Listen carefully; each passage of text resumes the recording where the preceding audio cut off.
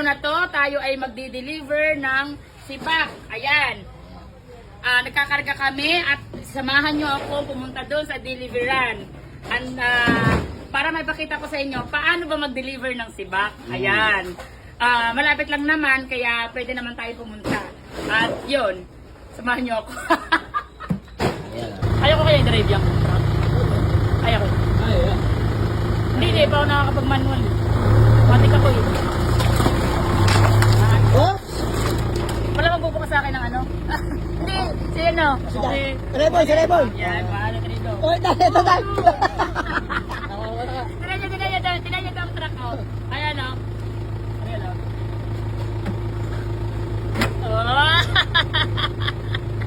Tapos, bakit madali? Ano sa kaya ko? Siyempre, ako lang ang kasama kasi pahinante. Saka driver. Ayan.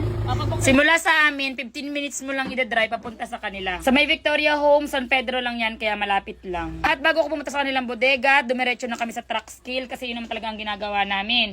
Pinapa-truck scale ko na para hindi na siya mano-manong timbangin. Mas madali kasing i-diskarga kapag tina-truck scale. Binabayaran niya ng 100 pesos per truck scale. Pero kapag ikaw ay bago nagdi-deliver sa kanila, hindi mo pwedeng gawin yan. Kailangan dumiretso ka muna sa bodega nila bago mo idiretso ng truck scale. Kasi kailangan kasama yung tauhan nila. Kaya lang kasi matagal na ako nagdi-deliver sa kanila, kaya pumapayag sila. At nakarating na nga tayo sa Clemente Junk Shop. Ipapakita ko sa inyo kung gaano kalaki ang junk shop na yan. Hindi siya gilingan ng plastic, hindi rin siya pabrika. Siya ay malaking trading or junk shop na namimili ng plastic. Linya niya kasi yan. Ibig sabihin nun, nakafocus siya sa pamimili ng plastic. Siya lang yung nagka-classify ng mga plastic para i-deliver dun sa gilingan.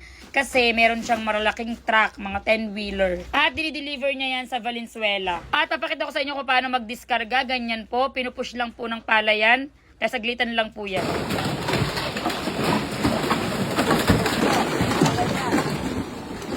At si kuya, kinaklasify niya yung mga plastic. Iba-iba kasi ng plastic. Merong high-den niya, mga puti, mas mahal yan. Kapag assorted na kulay, medyo mas bababa ang presyo. Doon kumikita ang mga scrapper ng plastic sa pagka-classify ng mga plastic. Pero kapag magbebenta kami sa kanila, assorted lang po yun. Isang presyo lang. Ganun talaga. Kasi syempre para kumita din yung mga scrapper ng plastic, ganun ginagawa nila. Ayan. At pinuntahan ako ni Sir, siya yung may-ari. Siya si Sir Clemente, Alvin Clemente. I-follow niyo siya, Alvin Clemente. Ipo-post ko dito. Siya lang naman yung may-ari nung pinakamalaking bodega dito. Kita niyo ba yan? Ayan. At i-flex ko lang din siya. Siya lang din naman ang may pinakamaraming truck. Ilan yung truck mo? 12 lang po. Wah! 12 10-wheeler yon. Walang maliit doon, puro 10-wheeler. Nagpipick up din siya ng mga bakal. Hindi lang si Bak yung pinipick up niya at nakafocus din siya sa bakal. Patas din siya mamili ng bakal. Ayan, dito siya located siya sa may Victoria. Ako, 4 years now, 3 years. 3 years na akong nag-deliver sa yan. 3 years na ako nag-deliver. Nung unang deliver ko dito, hindi pa ganito kalaki to, di ba? Hindi pa siya, ganun pa siya dati. Sa kabila. Hindi pa siya ganun kalaki. Wala pa siyang bubong. Oo, wala pa siyang bubong. Tapos hindi pa siya ganun kalaki. Tingnan naman ngayon kung ilang hektar to, kalahati. Ito, papakita ko sa inyo hanggang likod, yung dami ng sibak. Kasi pinapapilian niya. Ilan ang tauhan mo? 60 po. 60 yung tauhan niya araw-araw. Grabe. Sana all. Tingnan naman kung gaano kalaki. Hanggang dulo yan. Puro jumbo makikita mo. Opo. Hindi pa nga minsan, mas punong-puno pa to, no? Araw-araw po yan. Ngayon medyo maluwag. Mamayang hapon po. Puno to pagdating mo. Napipick up din siya. Ang ang lugar na pinipick upan niya hanggang Cavite, na? Opo, hanggang Calamba po. Hanggang Calamba, hanggang Cavite. Yun ang sakop niya. Muntinlupa, hanggang Las Piñas, na? O yun, sobrang dami niya kasing truck. Mataas din kasi siyang mamili ng sibak. Pati kutsara. Opo, marami po. Tingnan natin. Diba, kung may ganito kakalaking lupain, junk shop mo, diba? Ito bakla. At ayan, natuwa naman ako kasi nilakita ko ng babakla. Ano pwede natin ibaklas dyan, kuya? Tika, wait.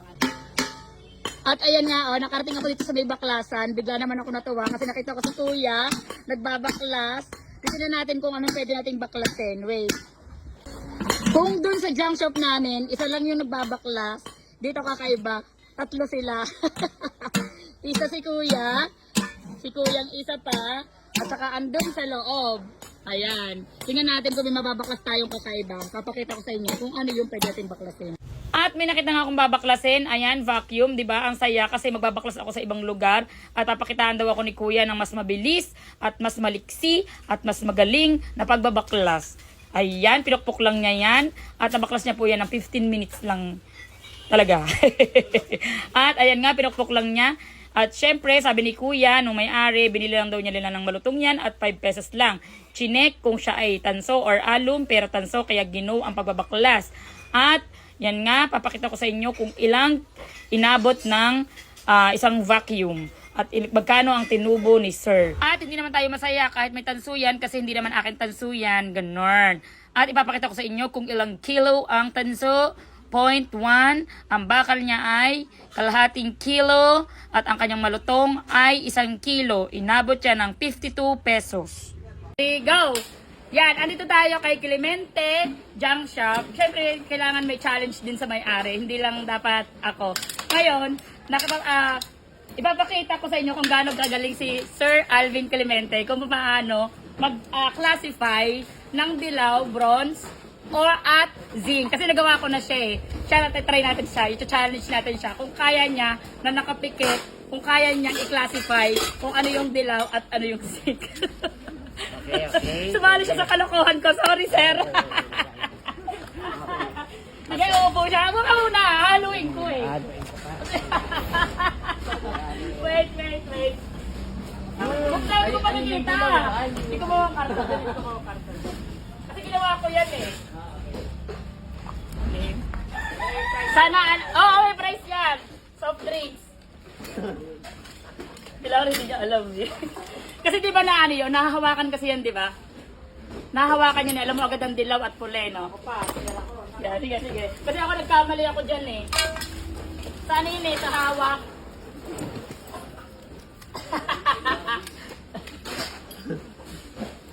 Okay. Kasi tinam niyo, pakita ko.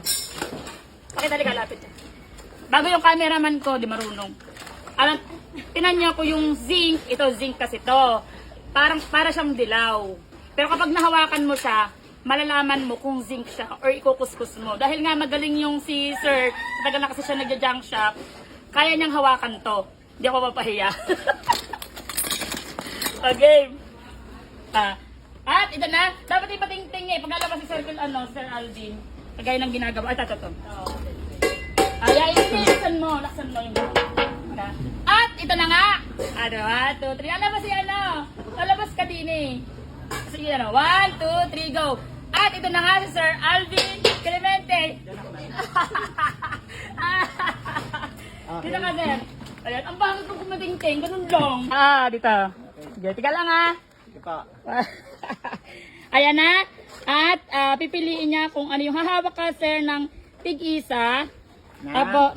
Tapos pagkahawak mo, pipiliin mo yung, sasabihin mo kung ano yung dilaw at ano yung zinc. Na nakapikit. Na nakapikit. Mahirap yun ha. Sina! Ginawa ko yun eh. Okay, sige. Okay, 1, 2, 3, go! Pikit. Haluin ko pa.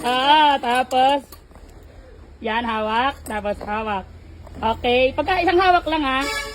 Yan, okay na yan. Stop. Okay, yan. Okay, mulat na. Ano yung isang hawak mong kabila? Ito po, singta. Okay. Ito ay dilaw. Teka, tingnan natin kung tama. Ipacheck natin. Wait, check natin. Hawakan mo. Lagi nakatutok sa amin. Okay, game. Paano ko malalaman kung dilaw to?